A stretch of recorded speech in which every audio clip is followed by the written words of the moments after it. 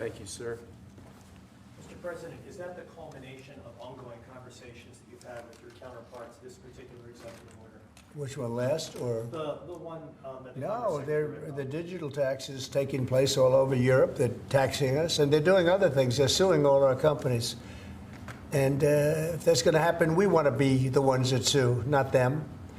And they use it almost as a form of running European countries, and the EU in particular has been very violent in its lawsuits against our companies, and frankly, very violent and very bad to our airlines. I've gotten calls from the heads of airlines saying they stop in Europe and they're getting charged all sorts of taxes that they never even heard of. They stop and they're getting fined and charged, and they do it only with American companies. They're not doing it to other countries, so we're stopping it. And we have another thing, we have another step to go, and if they don't shape up, as an example, Apple has had to pay like $17 billion in a lawsuit that nobody thought was worth anything. And I won't get into the judge or the decision or how the decision was arrived, but I'm pretty good at this stuff, and I think it's disgraceful. And Google's being sued, Facebook's being sued, and many others are being sued by their so-called government, if you call it a government, EU, and they don't treat us right. They don't treat us right as a country. So we're going to protect our companies. We have to protect our companies. So we're not going to have any companies left anymore. I also want to thank Apple, though, for announcing they're going to invest $500 billion in our country. That's the biggest investment anybody's probably made to this date. And they're going to do it very quickly, and that's because of tariffs. They don't want to pay the tariffs, and they feel very strongly about the country. Now, they wouldn't have done it without us. Without the Trump administration, they wouldn't have done it. But they feel very strongly about the direction of the country. The polls have shown that, too. The polls are coming out showing direction of the company is of the country is the best they've ever seen, actually. Best they've ever seen. So I just want to thank Tim Cook and Apple for the confidence. $500 billion. That's the biggest investment anyone has made in a short period of time.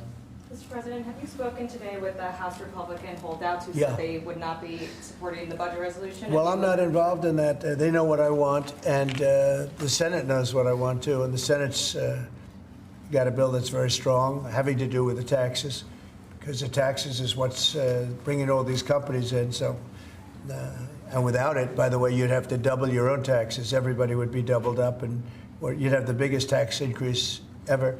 So the House has a bill and the Senate has a bill, and I'm looking at them both, and I'll make decisions. But I don't know where they are in the vote. I know the Senate's doing very well, and the House is doing very well, but each one of them has things that I like. So we'll see if we can come together. Mr. President, can you clarify, hopefully once and for all, what your expectations are with this email to federal employees? What are you going to use that information for? And do you see it as voluntary, like OPM has said, or mandatory? Yeah, well, it's somewhat voluntary, but it's also, if you don't answer, I guess you get fired. What it really I'm is, still lost on that. What it is do people exist? We have this massive government with millions of people, and nobody knows who's working for the government, who's not. So what they're doing is they're sending out a letter to everybody, and they're saying, what were the things you did last week? Mm-hmm. I guess they ask for 5. And if people are working, it's easy. I could tell you 5 things I did last week. I could tell you 5 things I did 6 weeks ago, right?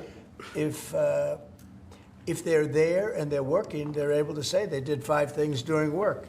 And that means they're working and they're with us and they have no further obligation. If they're not, it could be there's no such person. It could be that the person's no longer working. They're no longer living at that address. They may be moved. Maybe they moved to a different country, or maybe the person doesn't exist. And we then take that person off the payroll, and we save a lot of money by doing that. But that's one of the only ways. I think it's a very smart thing. And it says, if you don't answer, essentially, you know, there's a penalty to pay. Like, that's the end of the job. Well, Musk has said that. The order itself doesn't say that. I think that's part of the confusion. Is he speaking for you when he says you'll be terminated? Yeah, everybody speaks for me. I'm the one. I'll take responsibility. You know the old statement, the buck stops here, right? Famous statement. Well, I can say the same thing. The buck stops here. No, we have to find out if people are getting paid and they're not working. And, they have a problem. Let's say they have another job, and then they write in false statements. It's a big problem if they write in false statements. They may be working for somebody else, but getting paid by the U.S. government. And that would mean that they're not allowed to be doing that. They're not allowed to be working for us and be working for somebody else. We're paying them a lot of money. We're paying them. So we'll see. That solves that problem. Most people aren't willing to say that, we're doing this, and this for the U.S. government, and yet they're at another job, because that's a big problem for them if they do that. So in some cases, they're not writing back. And if they don't write back, they end up eventually losing their job. We give them extensions, but that was something we thought about a long time ago. We give them extensions, but we'll see. We have to make sure, number one, that we have people, number two, that they're working, and number two, they're working for us, not for another company. Is it true that President Zelensky is coming on Friday to meet with you, and is the mineral deal sorted out? Yeah, I hear that. I hear that he's coming on Friday. Certainly, it's okay with me if he'd like to, and he would like to sign it together with me, and I understand that's a big deal, very big deal. And I think the American people, even if you look at polling, they're very happy because, Biden was throwing money around like it's cotton candy.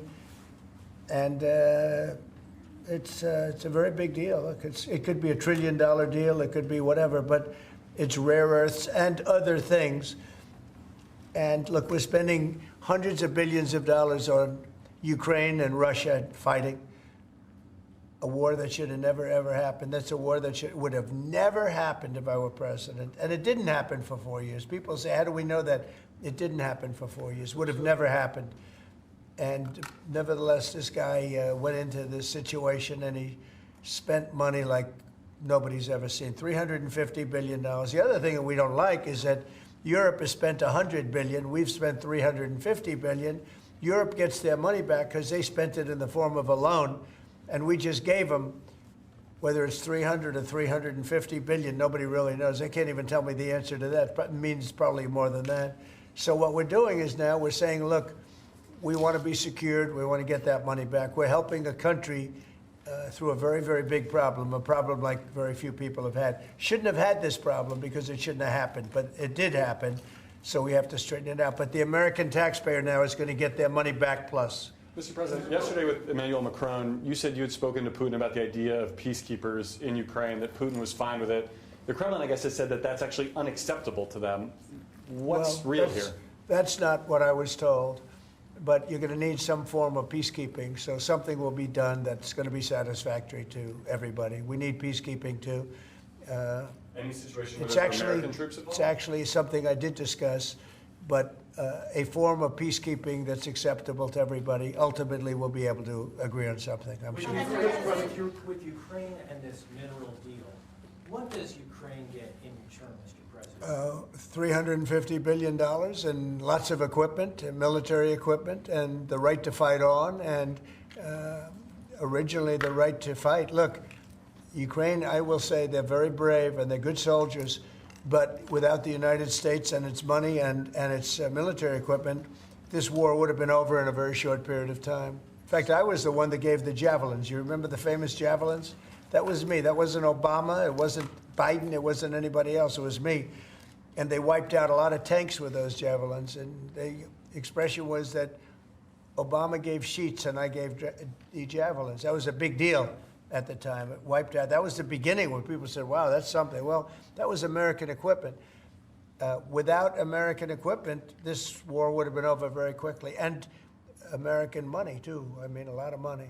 So Mr. President, that war-fighting equipment and the ammunition, that's sustained going forward for Ukraine, and how long is it sustained? Well, it could go forward for a while, and maybe until we have a deal with Russia. Look, we need to have a deal with Russia, otherwise it's going to continue.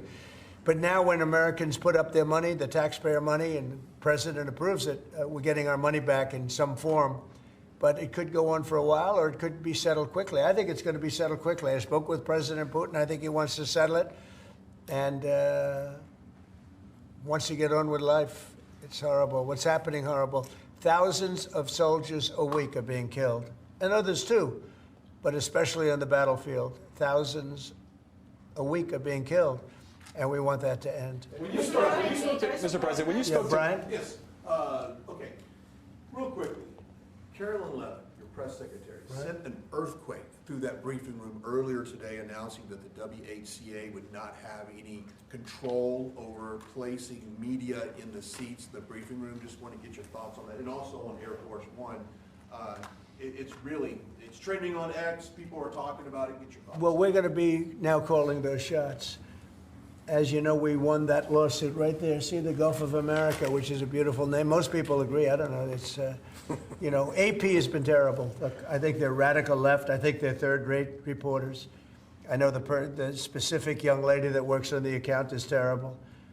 She's a radical left lunatic, as far as I'm concerned. They don't treat us fairly. That's number one. And number two, they had no right to do that. This is the Gulf of America. And if you look at that shoreline, look at that shoreline. Look, from Florida, well, most of it is, it's called America. And vast majority, like big numbers. So I'm just admiring it as I look at it. I'm getting teary-eyed, but I don't want you to say Trump broke down and started crying. No, how beautiful is that? Look at the shoreline. Look at that. Well, That's America. Can I shift our attention to Canada real quick? Yes, please. Last week, I spent some time with two government officials from Canada. I was asking them how realistic is it that Canada would be the 51st state? Yeah. And they told me there is a path. Alberta is first, and if they sign on, Saskatchewan would follow, and then you go west to British Columbia. There is a movement in Canada to join us. I want to get your thoughts on that and how that's proceeding. So it's true. Thank you, Brian. It's true. A lot of people in Canada are liking becoming our beautiful, cherished 51st state. They'll have to pay much lower taxes. They'll have the ultimate security. You know, they don't pay very much for security right now because they rely on us, which is really unfair to us. They make cars that we could make, and they send them back into the United States. They make a lot of things, including the sending of oil and everything. We don't need their oil. We don't need their lumber. In fact, we're going to be freeing up, and I've asked Howard Lutnick to get that done with Lee and everybody, Lee Zeldin, environmental.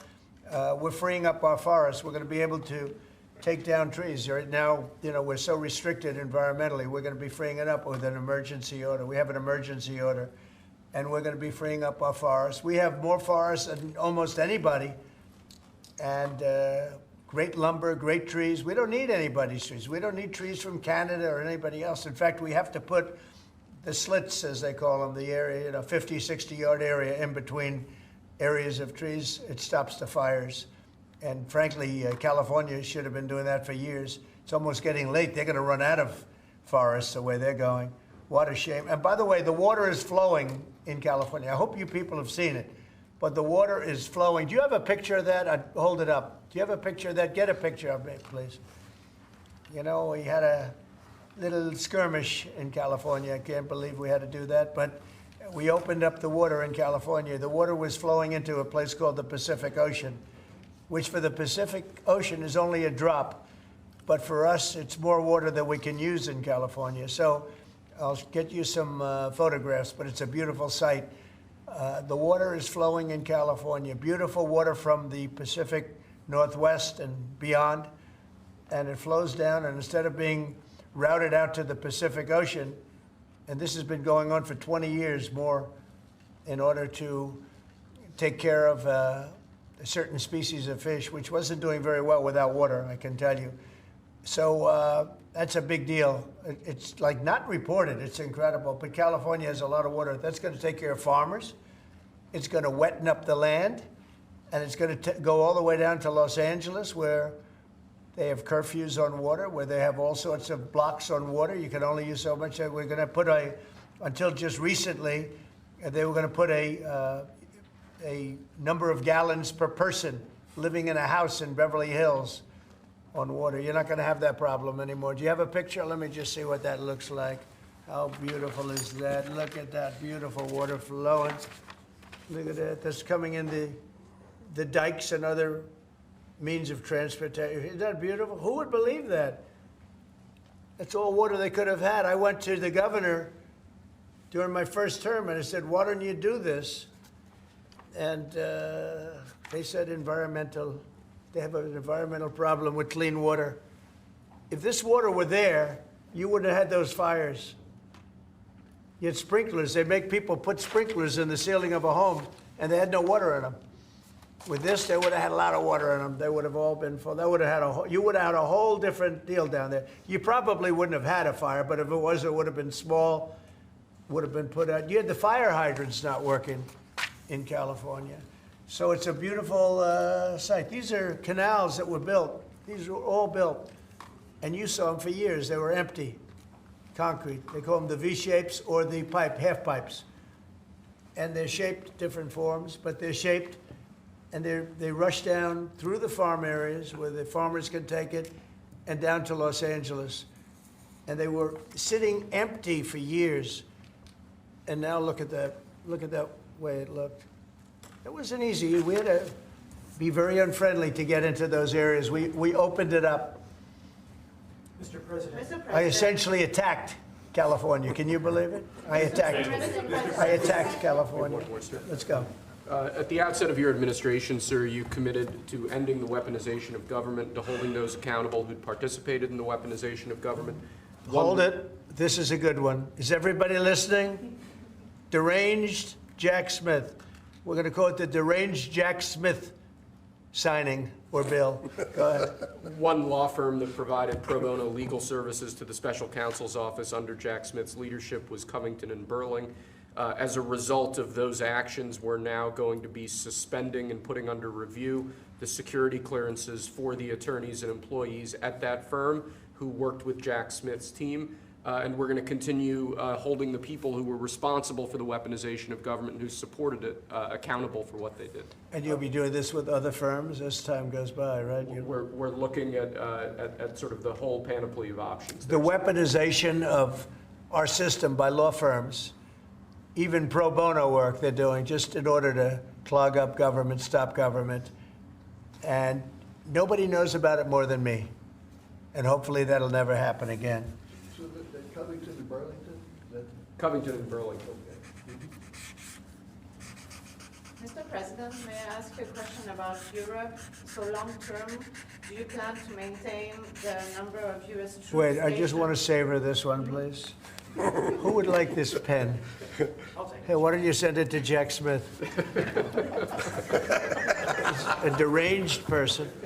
Mr. President, what do you say to people who worry that targeting an individual firm or individuals who aren't Jack Smith for Excuse his me. actions? I've been targeted for 4 years, longer than that.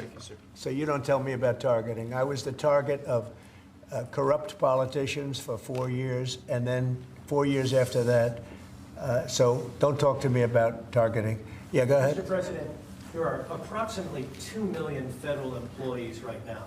By the end of your term, what do you expect that number to be? What would you like that number to be? Well, it'll be lower, but I can't tell you. Everybody knows I ran on downsizing government, but making government better. I ran on tariffs and making our country rich, and that's what's going to do. We're going to be doing something else that's going to be very, very good. We're going to be selling a gold card. You have a green card. This is a gold card. We're going to be putting a price on that card of about $5 million, and that's going to give you green card privileges plus. It's going to be a route to citizenship, and wealthy people will be coming into our country by buying this card. They'll be wealthy, and they'll be successful, and they'll be spending a lot of money and paying a lot of taxes and employing a lot of people. And we think it's going to be extremely successful. Never been done before or anything like this, but it's something that we're going to be putting out over the next, would you say 2 weeks, Howard? Do you want to 2 say a weeks. couple of words about it? Sure. Mr. President, are there Wait a any minute. requirements for that Hang on gold a second. card? Do you have to invest a certain amount of money in this country in order to qualify for that gold card? Yeah, exactly. So Go the ahead. EB-5 program was really, you lend some money, but it was full of nonsense, make-believe, and fraud, and it was a way to get a green card that was low-priced. So the president said, rather than having this sort of ridiculous EB-5 program, we're going to end the EB-5 program. We're going to replace it with the Trump Gold Card, which is really a green card gold, so they'll be able to pay $5 million to the U.S. government. They'll have to go through vetting, of course. We're going to make sure they're wonderful, world-class global citizens. They can come to America. The president can give them a green card, and they can invest in America, and we can use that money to reduce our deficit. Why do we give out lotteries of green cards? Why do we give out EB-5 for green cards? The President of the United States understands that the right answer is, why don't we eliminate the deficit of the United States of America instead? The gold card, well, millions, but the gold card will bring in with it people that create jobs, very high-level people. I think companies will pay to get people in. For instance, you today graduate from the Wharton School of Finance or Harvard or Stanford or any college, and nobody knows if you can even go to work for a company. So Apple and all these companies that want to get people to be working for them will be able to buy a card, and for the people that are number one in their class at top schools, I see that as one of the things. But generally speaking, it'll be people with money and people that create jobs, and they won't have to pay any tax on income outside of the United States, which they're not paying right now. They're not citizens, but they'll have to pay if they create jobs in the United States. They'll pay full taxes like everybody else. So you're getting big taxpayers, big job producers, and we'll be able to sell maybe 1 million of these cards, maybe more than that. And if you add up the numbers, they're pretty good. As an example, 1 million cards would be worth $5 trillion. $5 trillion. Wow. And if you sell 10 million of the cards, that's a total of $50 trillion. Well, we have 35 trillion in debt. That'd be nice. So we'll see. But it could be great. Maybe it will be fantastic. We have it all worked out from the legal standpoint. It's totally legal to do. Hasn't been done before. It's been done in many different forms. We give them away. Why should we give them away? We shouldn't give them away. And I think it's something very exciting. I think it's potentially just something that we're all very excited about. So it's a gold card. It's somewhat like a green card, but at a higher level of sophistication. It's a road to citizenship for people. And essentially people of wealth or people of great talent, where people of wealth pay for those people of talent to get in, meaning companies will pay for people to get in and to have long-term status in the country. And I think it's something we're very, very happy about. Would you have anything to say about that? Well, many other countries, by the way, do this, including, of course, your 51st state does that. And the money's earmarked for deficit reduction? It may be earmarked for deficit, but it actually could be more money than that. I mean, if you did 10 million, you'd have $15 trillion left over. But generally, it's going to be paid down debt, yes. Do you need Congress for this? Do you think you need to No, pass we don't a need law? Congress, no, because we're not doing citizenship, we're doing the card. I see. It's a path to citizenship, a very strong path to citizenship, but we're not doing the citizenship. For that, I'd have to get Congress. And would all countries be eligible for this gold card? Depends. The countries largely, the people will be vetted very carefully. Mr. President, on Ukraine, would you provide military support for Ukraine in the future under a peace agreement? Say it again louder. Would you provide military support for Ukraine in the future as part You mean of like the peace security? agreement? Yeah. Well, people are going to do it. I think Europe will largely be responsible for that. But European countries will be responsible. But Macron asked for a U.S. backup. Well, we'll see. I mean, right now we're just in the process of negotiating. We've pretty much negotiated our deal on raw earth and various other things. We'll be looking at that security. You're talking about general security for Ukraine later on. I don't think that's going to be a problem. There are a lot of people that want to do it. And I spoke with Russia about it. They didn't seem to have a problem with it. So I think they understand. They're not going back in. Once we do this, they're not going back in. So On those that gold card, aircraft, would the U.S. provide, for instance, air defense? Well, I just told you, right now we're not providing anything.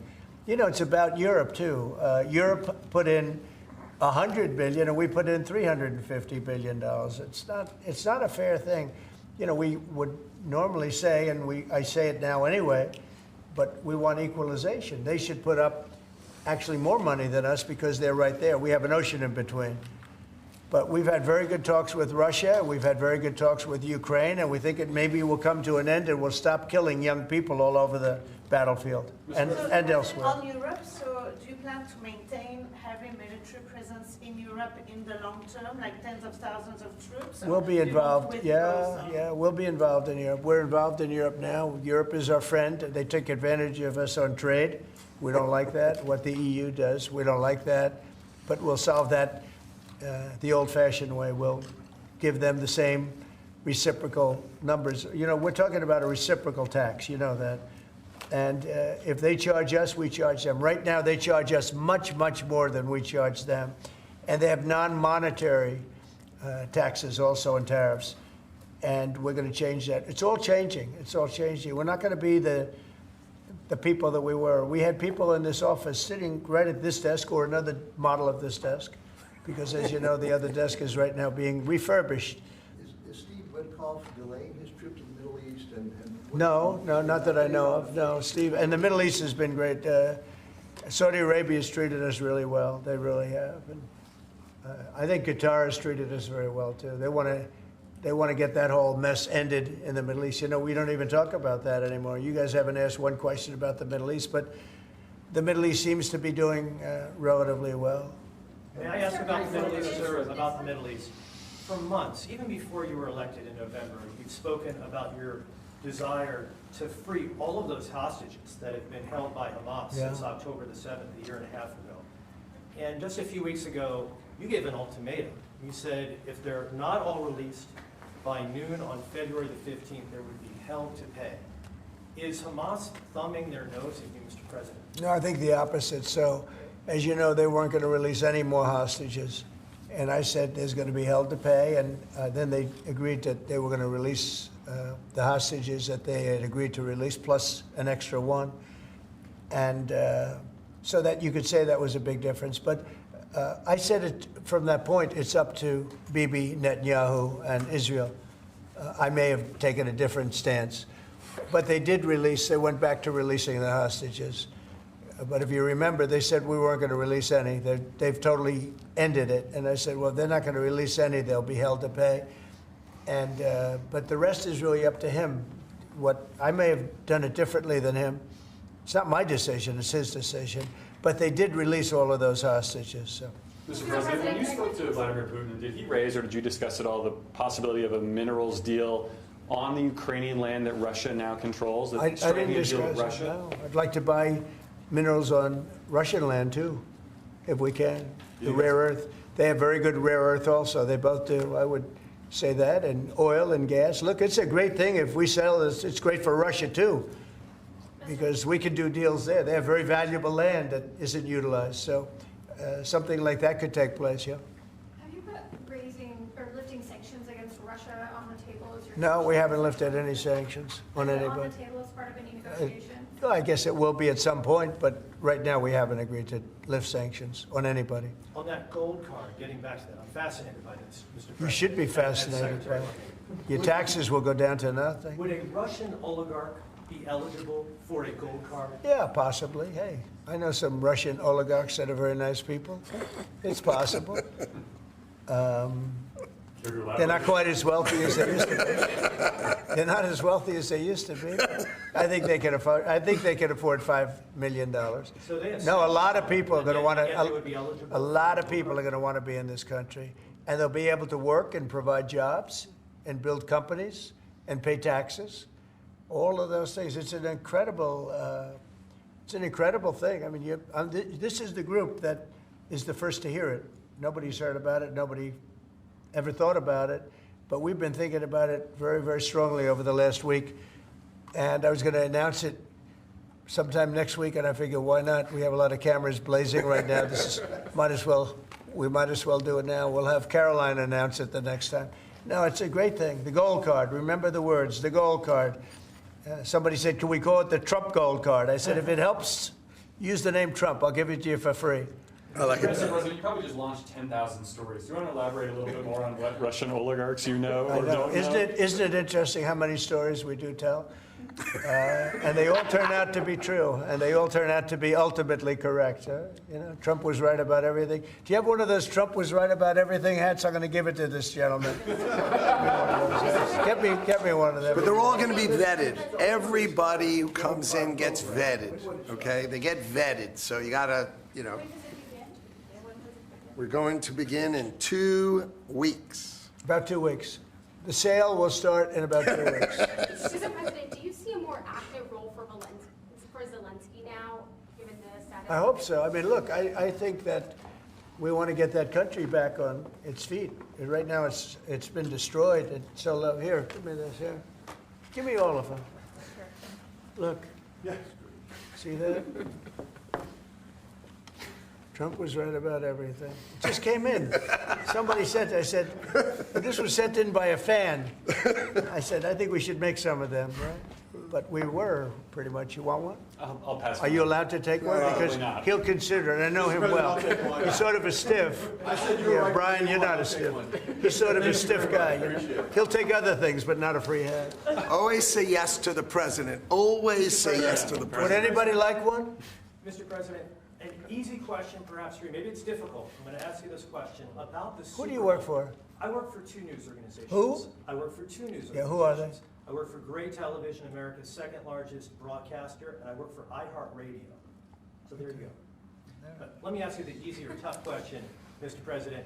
The Philadelphia Eagles won the Super Bowl. Are they being extended an invitation? They will be. We haven't yet, but we will be. I thought it was a great performance by them.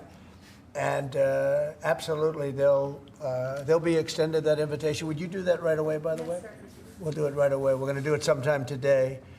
And they deserve to be down here, and we hope to see them. We have a lot of teams. We just had the great hockey team, as you know, Florida come here. We have many of the great athletes come that win things. What's the main obstacle holding up this PGA Tour Live Golf? Well, they have to get together. You know, they've had a lot of discussion back and forth. They both are meaning well, and a deal will ultimately happen. I think it'll happen pretty quickly. It'll be nice to see the golfers, the best golfers, be able to play against each other. What's your role been in this whole process? Just to help expedite it. Tiger was here, Adam Scott was here, Jay Monahan was here the other day, just to really help expedite it. We had Yasser here from Saudi Arabia, great guy. These are all great people, and they want to work it out. So if I can help them work it out, I don't get anything out of it. If I can help them work it out. I just think golf, it's very much of an individual sport, and you want to see the best players playing against each other, not playing in 2 different locations, right? What's going to be more challenging, a PGA Live deal or a Russia-Ukraine deal? I think the PGA deal is much more complicated. Sir, may I ask the Middle East question, if I may? What's your take on what's happening in the West Bank and what Israel is Well, doing it's there? some movement up there that a lot of people are concerned about. And there's been a lot of Israeli movement. They're up there for a reason. All of a sudden, maybe they're not feeling so good about that. So that would be terrible. I hope that doesn't happen. But there is movement up there that nobody knew about. Right? You know that, right? Yeah, and when you say, are you concerned about it as well? I'm concerned about everything. I want the world to be peaceful. You know, when I left here, we had no war. We had defeated ISIS in less than 4 weeks. In fact, I took the general that defeated ISIS and I put him in charge of the whole ball game, because that's what we want. We want winners. Raisin Cane, you know, Raisin. And when I heard that name, I said, I like that name. That's the kind of general I like. So we'll see. But he was great. He's a great soldier. Not a politician, a soldier, a real soldier. You know that, Brian. This guy was the real. This guy's the. I've heard that story a million times. Yeah, this guy's the real deal. He is. And I think he's going to do a great job. But think of it. We had no wars. We had no problems. We had no inflation. We had no problems. And then all of a sudden you have October 7th in Israel, which was horrible. And then you see what happened with Ukraine. Russia would have never gone in if the election weren't rigged. It was a rigged election. The 2020 election was rigged. And we got out of it. And you see what happened. You see what happened to our country. Inflation, Afghanistan, that horrible withdrawal from Afghanistan. I think when Russia saw what happened in Afghanistan, they said, wow, it's a paper tiger. We're not a paper tiger. We are the strongest military force in the world. And by the way, Pete Hegseth is doing a great job.